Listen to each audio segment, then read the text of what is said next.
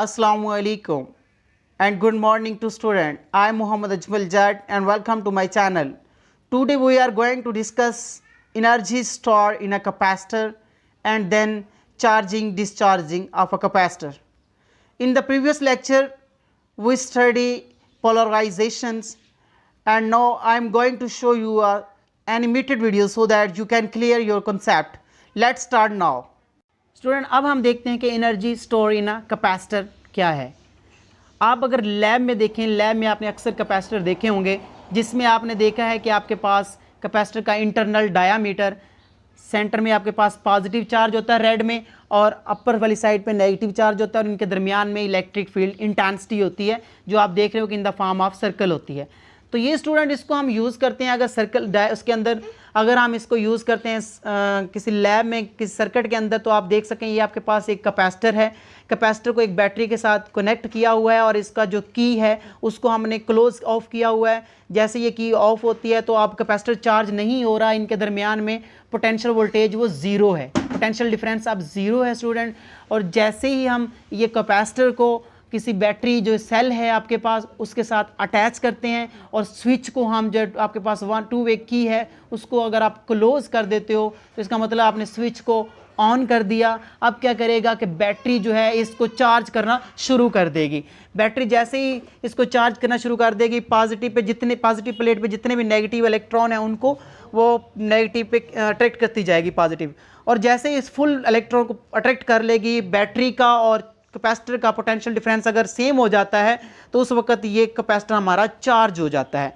अब स्टूडेंट इस जो चार्ज कैपेसिटर है इसके साथ अगर हम कोई रेजिस्टेंस लगा दें, इसके साथ अगर हम कोई बल्ब लगा दें, तो अगर उसको हम की को क्लोज करते हैं, इसकी की को जैसे ही क्लोज करते हैं तो ये कैपेसिटर जो है ये डिस्चार्ज होना शुरू हो जाता है।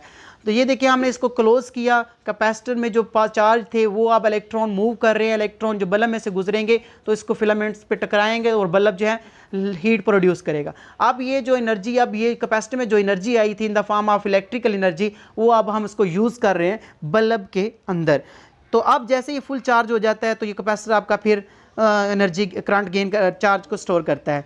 अब हम कह सकते हैं स्टूडेंट कि इसके अंदर जो एनर्जी स्टोर होती है in the form of electrical energy होती है, जो कि पॉजिटिव चार्ज जो हाई पोटेंशियल है, नेगेटिव आपके पास लो पोटेंशियल है, तो ये आपके पास जो है चार्ज है इसमें सेव होते हैं। ये इलेक्ट्रोस्टैटिक चार्ज होते हैं। रेस्ट की हालत में जो चार्ज हमने स्टडी कर रहे हैं लास्ट वाले चैप्टर के लास्ट वाले हिस्से में, तो ये आपके पास इस तरह इस फॉर्म में सेव होते हैं, इंक फॉर्म में इसके ऊपर जमा होते हैं, जिसको हम बाद में किसी भी बल्ब के साथ अटैच करके, किसी भी रेजिस्टेंस में अटैच करके, पंखे में जो कैपेसिटर लगाया होता है या ट्यूब लाइट जो पहले ज़माने में होती थी उसमें हम यूज़ करते थे, तो उसको हम कैपेसिटर को जब जैसे ही उसके साथ अटैच करते थे तो वो जो है कैपेसिटर उनको चार्ज करने के लिए यही इलेक्ट्रिकल एनर्जी को यूज़ करता था, जो कि दोबारा हीट एनर्जी में चेंज होती थी।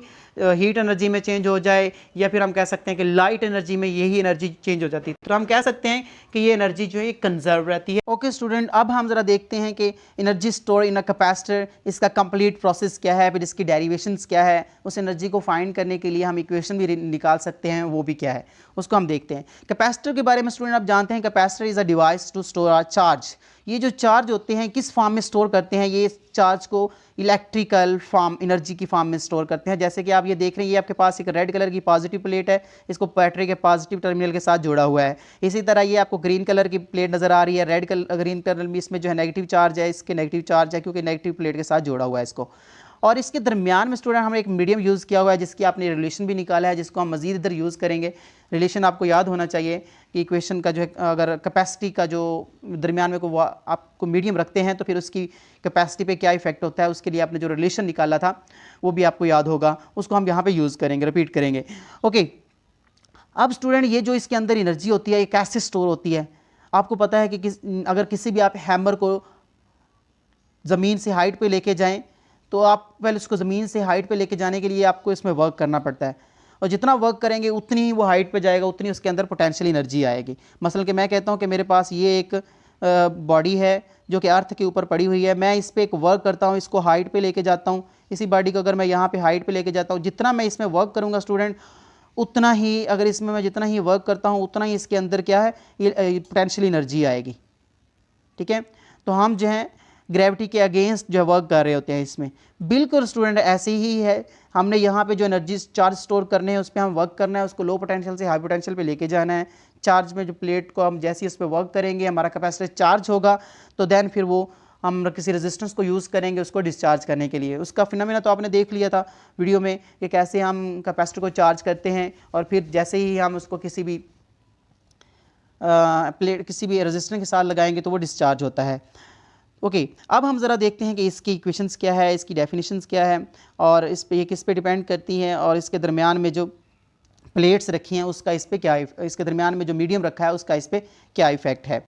जी, अब हम ज़रा देखते हैं the charge on the plate possesses electrical potential energy which arise because work is done to deposit charge on plate. This is due to the fact that student आपने देखा कि इसमें जो वर्क किया जाता है उसमें हम जैसे जितना वर्क करेंगे, जो कि आपने एक रिलेशन पढ़ा था W is equal to Q delta V, Q V वाला। इसमें क्या है कि आपने एक चार्ज पे वर्क किया था to bring it from low potential to high potential against the electric field lines, जो आपने प्रीवियस में देखा था कि पॉजिटिव से इलेक्ट्रिक फील्ड निकल रही है, नेगेटिव में इंटर हो रही है। तो बिल्कुल ये जो वर्क है ये जैसे इसमें आप वर्क करते हैं तो ये in the form of energy store होता है, क्योंकि हम इलेक्ट्रिकल एनर्जी यहाँ से गेन करते हैं। तो हम कह सकते हैं W is equal to delta U के। यू क्या है स्टूडेंट आपके पास? Energy store in. ओके, अब हम ज़रा देखते हैं with each small increment of charge being deposited during the charging process, potential difference between the plate increase and a large amount of work is needed to bring up the next increment of charge. Student ये हमारे पास जो plate है हम इसके ऊपर battery के साथ capacitor, ये स्टूडेंट कैपेसिटर इसको मैं कंप्लीट आपको वीडियो में दिखाया था कि ये कैपेसिटर क्या होता है, कैसे किस तरह काम कर रहा होता है। तो ये कैपेसिटर है, कैपेसिटर को जैसे ही पॉजिटिव बैटरी के साथ लगाते हैं यहाँ से चार्ज जो है इलेक्ट्रॉन चार्ज को यहाँ से रिमूव करवा लेता है, इलेक्ट्रॉन यहाँ से पॉजिटिव अट्रैक्ट करता है और यहाँ भेजता जाता है। जैसे ही इलेक्ट्रॉन यहाँ पे जमा हो जा रहे हैं और यहाँ पे पॉजिटिव चार्ज बच रहा है। अब स्टूडेंट अगर एक दो और इलेक्ट्रॉन यहाँ पे मौजूद है तो फिर अब पॉजिटिव चार्ज इस इलेक्ट्रॉन को जैसे ही खींचता है इलेक्ट्रॉन यहाँ पे आके रुक जाता है। रुकता क्यों है? क्योंकि अब बैक साइड पे जो प्लेट है इस पर भी पॉजिटिव चार्ज है, वो भी अट्रैक्ट कर रहा होता है इलेक्ट्रॉन को, और इधर पॉजिटिव बैटरी के है ये भी इलेक्ट्रॉन को अट्रैक्ट कर रही होती है। तो अब इस पे ऊपर हम जो ना मज़ीद चार्ज नहीं कर सकते। इसका मतलब ये हुआ कि इसमें जो एनर्जी है वो in the form of electrical energy वो स्टोर हो चुकी है। अब हम मज़ीद इसके ऊपर स्टोर नहीं कर सकते। तो जैसे जैसे यहाँ इसमें एनर्जी स्टोर करेंगे इसका इलेक्ट्रिक पोटेंशियल जो है वो इंक्रीज़ होता जाएगा, ठीक है। और हम इसके ऊपर मज़ीद चार्ज नहीं कर सकते। हमारे लिए जो ज़्यादा बैटरी लगाएंगे तो फिर ज़्यादा जाके जो है ना इस पर चार्ज बढ़ा होगा। अगर बैटरी की वैल्यू बढ़ाएंगे तो ये हमारी कैपेसिटर की जो है कैपेसिटी पे डिपेंड करता है। अगर इसकी जो है कैपेसिटी करंट ज़्यादा बढ़ जाए तो फिर कैपेसिटर जल जाता है। तो इसलिए ज़रा ये हम देखते हैं कि अगर ये फुल चार्ज होता है, इसकी वैल्यू जितनी भी है, जितनी माइक्रो फैरड में है या फैरड में है, तो उसके बाद हम जो है ना इसको मज़ीद डिस्चार्ज करना होता है, क्योंकि करंट की वैल्यू चेंज होती है। करंट की वैल्यू जैसे ही चेंज होती है, आपने देखा था प्रीवियस लेक्चर में भी कि करंट की वैल्यू है ये अल्टरनेट करंट जो होता है एसी करंट, उस पर कैपेसिटर वर्क करता है, दूसरे पे वर्क नहीं कर सकता। क्यों नहीं वो दूसरे वर्क कर सकता है? क्योंकि वहाँ पे इसको हमने डिस्चार्ज भी तो करना है। अगर हाँ वहाँ पे हम कोई करंट इलेक्ट्रिसिटी लगा दें और कोई हम रेजिस्टेंस लगा दें तो हम यूज़ कर सकते हैं। तो स्टूडेंट ये आपके पास जैसे ही पंखे के अंदर, पंखे की बात करें तो पंखे में देखें ये करंट जैसे ही हाई होता है तो कैपेसिटर चार्ज होना शुरू हो जाता है, ठीक है। और जैसे ही ये वैल्यू लो होती है तो कैपेसिटर डिस्चार्ज होना शुरू हो जाता है और उस वक्त पंखे की स्पीड को मेंटेन रखा जाता है कैपेसिटर की मदद से। अब ज़रा ये दोबारा देखें यहाँ से, यहाँ पे अब पंखे की स्पीड बढ़ रही है, मतलब पंखे की स्पीड है क्योंकि करंट की वैल्यू बढ़ गई। अब यहाँ पे करंट की वैल्यू डाउन हो गई है, मिनिमम हो रही है, उस वक्त कैपेसिटर जो चार्ज हुआ है वो डिस्चार्ज होगा। वो डिस्चार्ज कैसे होगा? पंखे की स्पीड को मेंटेन रखने के लिए। अब यहाँ पे फिर आप देख सकते हैं कि करंट की वैल्यू बढ़ी है, अब कैपेसिटर चार्जिंग शुरू कर दी है कैपेसिटर ने, और जैसे ही यहाँ पे करंट की वैल्यू मिनिमम होगी तो आपके पास जो कैपेसिटर है वो मैक्सिमम हो जाएगा। उस वक्त वो कैपेसिटर की वैल्यू वो यूज़ हो जाएगी पंखे को रन करने के लिए। इसी तरह ये प्रोसेस चलता रहता है, जिसकी वजह से हमारा जो पंखा है वो मेंटेन रहता है, उसकी जो स्पीड है वो मेंटेन रहती है। अदरवाइज़ आपने देखा अगर कैपेसिटर में इसमें निकाल दें तो इसकी वैल्यू क्या हो जाएगी? पंखा जो है हमारा स्लो मूव करना शुरू कर देगा, स्लो स्पीड से। आपने स्टूडेंट पहले प्रीवियस में आपने कुछ आपने देखी थी ट्यूब लाइट्स होती थी, वो लंबी सी ट्यूब लाइट होती थी। उसमें क्या होता था जैसे कैपेसिटर को निकालते हैं तो वो बंद और चलना शुरू कर देती थी, वो ऑन ऑफ होना शुरू हो जाती थी, झटके लगते थे उसमें लाइट के ना, तो फिर हम कह सकते हैं कि ये उसके अंदर हम कैपेसिटर लगाते थे ताकि उसकी लाइट को मेंटेन रखा जाए। जी, तो अब हम ज़रा देखते हैं कि initially when capacitor is uncharge potential difference between the plate is zero and finally it become V and when Q charge is deposited on each plate. अगर स्टूडेंट हमने यहाँ पे इसका स्विच को क्लोज नहीं किया हुआ, स्विच ऑफ है, तो उस वक्त हमारी जो कैपेसिटर की जो प्लेट्स हैं इनके ऊपर जो चार्ज होगा वो कितना होगा, वो कांस्टेंट होगा। मसलन इसमें जो अगर 10 पॉजिटिव है तो 10 ही इलेक्ट्रॉन होंगे क्योंकि ये न्यूट्रल होंगे उस वक्त, क्योंकि अभी आपने स्विच को क्लोज किया हुआ है, स्विच को आपने ऑफ किया हुआ है। और इसके ऊपर क्या होंगे, इलेक्ट्रॉन और प्रोटॉन की तादाद बराबर होगी हर प्लेट के ऊपर। जैसे स्टूडेंट हम क्या करें, उस वक्त हम कह सकते हैं कि इसकी जो हमारे पास पोटेंशियल वोल्टेज है उसकी वैल्यू ज़ीरो है। इसके दरमियान में जो पोटेंशियल है दो प्लेट के दरमियान वो ज़ीरो है। वो ज़ीरो कब होगा स्टूडेंट, जैसे ही इनकी हमने स्विच को ऑफ किया हुआ है। अब जैसे इसका स्विच को हम स्टूडेंट क्लोज कर देते हैं, मतलब स्विच बैटरी को ऑन कर देते हैं, उस वक्त क्या होगा, इसके ऊपर जितने भी इलेक्ट्रॉन हैं स्टूडेंट उनको पॉजिटिव अट्रैक्ट कर लेगा, उनको पॉजिटिव अट्रैक्ट करता जाएगा और यहाँ से जब पॉजिटिव अट्रैक्ट करके उसको क्या करेगा, नेगेटिव प्लेट के ऊपर जमा करता जाएगा। तो नेगेटिव प्लेट पे जो इलेक्ट्रॉन की वैल्यू है स्टूडेंट ये बढ़ती जाएगी। इलेक्ट्रॉन की जब वैल्यू बढ़ती जाएगी और यहाँ पॉजिटिव प्लेट से इलेक्ट्रॉन की वैल्यू कम होती जाएगी, ये पॉजिटिव होते जाएंगे सभी। तो अब क्या है कि देखें अपर प्लेट में पॉजिटिव चार्ज आ रहा है और लोअर प्लेट में नेगेटिव चार्ज आ रहा है, तो इनके दरमियान में पोटेंशियल डिफरेंस भी इंक्रीज हो रहा है। शुरू में स्टूडेंट्स की पोटेंशियल की वैल्यू जीरो थी, बाद में इसकी वैल्यू पोटेंशियल की वैल्यू मैक्सिमम हो गई। अब अगर जीरो वैल्यू हो और मैक्सिमम वैल्यू हो तो इसका पोटेंशियल को हम फाइंड करने के लिए हमें इसकी एवरेज लेना होगी कि इसकी एवरेज क्या है। एवरेज के लिए स्टूडेंट हमारे पास जो इक्वेशंस है वो हम निकाल सकते हैं कि दो वैल्यू की जब एवरेज ली जाती है तो आप लिखते हैं 0 + 1 0 + v। ये ज़ीरो क्या थी, जब आपके पास शुरू में स्विच ऑफ था उस वक्त इसकी वैल्यू ज़ीरो थी, प्लस v क्या है, मैक्सिमम वोल्टेज है। जैसे इसमें हमने पोटेंशियल बैटरी को ऑन किया है, स्विच को ऑन किया है तो कैपेसिटर में फुल चार्ज हो गया, मतलब कि एक साइड पे पॉजिटिव चार्ज आ गया और एक साइड पे नेगेटिव चार्ज आ गया है। तो अब इनका जो पोटेंशियल डिफरेंस में जो चेंज आया है, शुरू में ज़ीरो था बाद में मैक्सिमम है, उसको हम फाइंड करने के लिए इनकी एवरेज लेना होती है।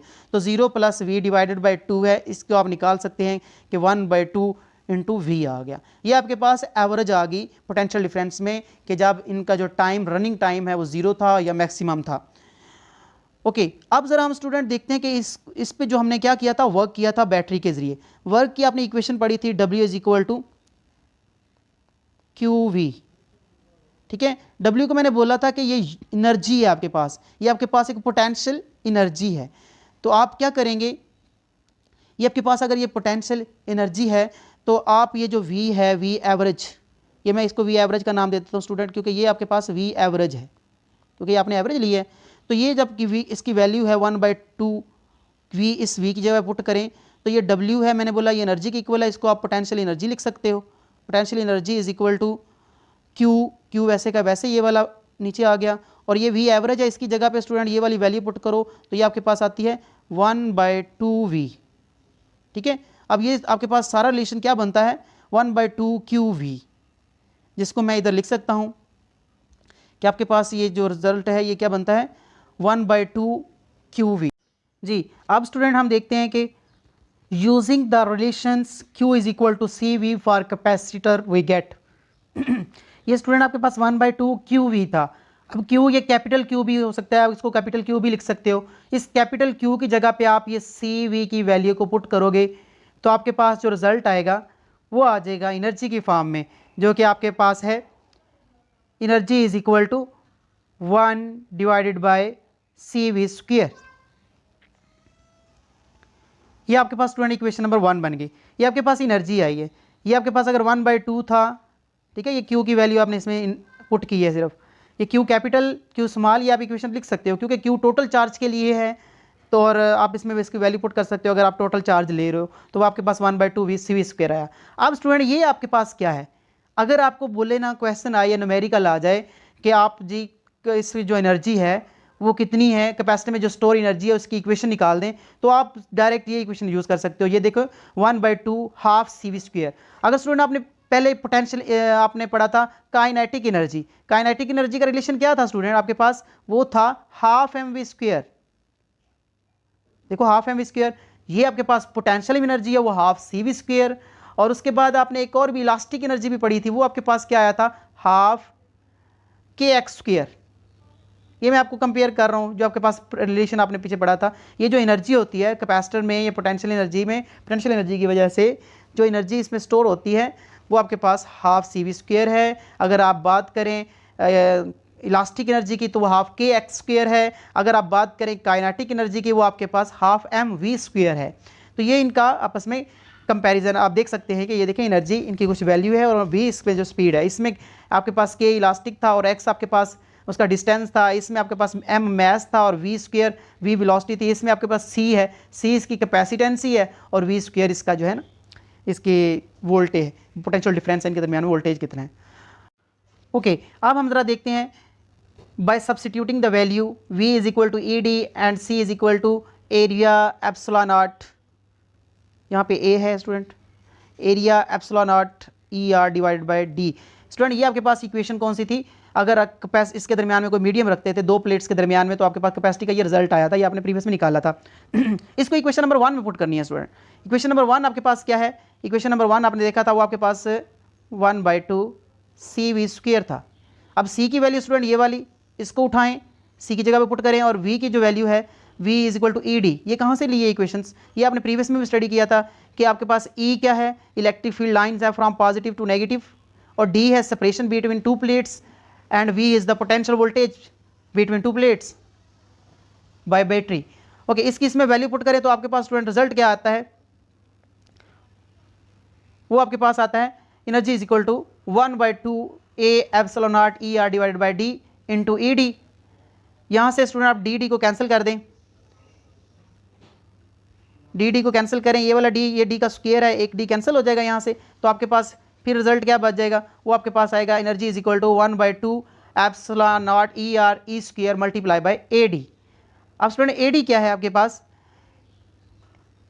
ए डी आपने देखा था कि ये एक वॉल्यूम है, ये कहाँ से लिया है ए डी, ये आपके पास ए था और ये आपके पास डी है, इनको आपने इकट्ठा कर दिया है, बाकी ई को आपने इस साइड पे ले गए ई स्क्वायर। ये ए डी स्टूडेंट आपके पास वॉल्यूम है इन प्लेट्स का। वॉल्यूम कैसे होता है, जैसा कि आपने देखा कि ये आपके पास इसकी ऊंचाई क्या है, इसकी लंबाई क्या है और इनके दरमियान में जो सेपरेशन है जिसको आप हाइट कहते हो वो क्या है, एरिया है, एरिया इन प्लेट्स का एरिया और इनकी जो लंबाई है उसका एरिया, ठीक है, ये विड्थ और इसकी लेंथ जो है उसको, इन दोनों का एरिया, और मल्टीप्लाई आपने इनके दरमियान में जो सेपरेशन डी है, इनके दरमियान प्लेट के दरमियान जो सेपरेशन डी है उनके साथ आप मल्टीप्लाई करें तो आपके पास ये वॉल्यूम आता है। ठीक है स्टूडेंट, ये ए डी की समझ लगी होगी आपको कि ए डी इन प्लेट्स का वॉल्यूम है। अगर हम वॉल्यूम की बात करें तो फिर हम कह सकते हैं कि इनकी एनर्जी डेंसिटी वो भी होगी। एनर्जी डेंसिटी क्या होती है, एनर्जी डेंसिटी की स्टूडेंट ये डेफिनेशन अक्सर पूछ लेते हैं कि एनर्जी डेंसिटी किसे कहते हैं, energy per unit volume is called energy density, जिसको हम निकाल सकते हैं कि आप इनकी वैल्यू को, एनर्जी की वैल्यू को पुट करें, जो आपने पीछे इक्वेशन निकाली है, वॉल्यूम आपके पास है ए डी, तो आपके पास जो रिजल्ट आता है वो क्या आएगा 1/2 बच जाएगा, ये 1/2 यहाँ पे आप लिखेंगे 1/2 epsilon naught E R E square. ये ए डी से ए डी स्टूडेंट वॉल्यूम से वॉल्यूम कैंसिल हो गया, ठीक है, ये वॉल्यूम डिवाइड हो रहा था तो आप ये ए डी से वॉल्यूम खत्म हो गया, तो आपके पास ये रिलेशन आया 1/2 epsilon naught E R E square, जो कि हमारा रिलेशन है जिसमें हम ये देख सकते हैं कि हमारे पास जो एनर्जी डेंसिटी की वैल्यू है वो 1/2 ई आर ई स्क्वायर है, जो डायरेक्टली प्रोपोर्शनल है स्क्वायर ऑफ ई के इलेक्ट्रिक इंटेंसिटी के। अगर इनके दरमियान में सेपरेशन वेरी वेरी स्मॉल होगा तो इलेक्ट्रिक फील्ड ज़्यादा होगी, इलेक्ट्रिक इंटेंसिटी ज़्यादा होगी, और ये डिपेंड करता है मीडियम पे भी, मीडियम के भी डायरेक्टली प्रोपोर्शनल है। ओके स्टूडेंट, ये आपका टॉपिक था energy store in a capacitor.